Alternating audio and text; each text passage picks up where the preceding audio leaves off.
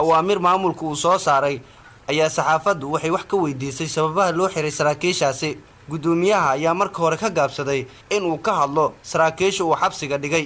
qoladan saaxiibadeeyahoo tiirarkan dheerdheer meesha hortaydaa dhigatay oo saxaafadda hadday telefishin yihiin iyo hadday raadi yihiinba mawduuca lagama bixi karo.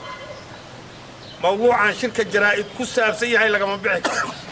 su'aal ciddii i weydiinaysa mugaan xafiiska tagay weydii kartaa ama shirka jaraa'id markuu wuxuu ku saabsan yahay.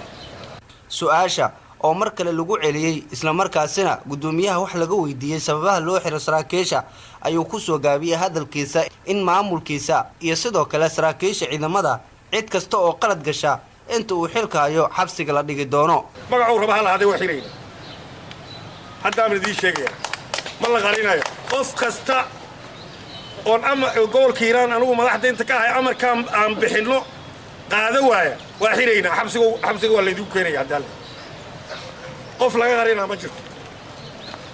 shaqaalaha maaliyadda la xirayaa saraakiisha ciidanka la xirayaa shacabka la xirayaa askarta la xirayaa maamulka naftiisa qaybiye kala duwan haday qalad galaan waa la xirayaa qof kasta oo reer Hiiraan qalad haday gasho maamulka la faray fulidiido waa la xirayaa.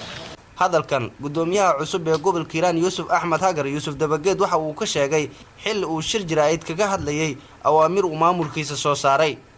Cabduqaadir Cumar Ibraahim Radio Kulmiye Beledweyne.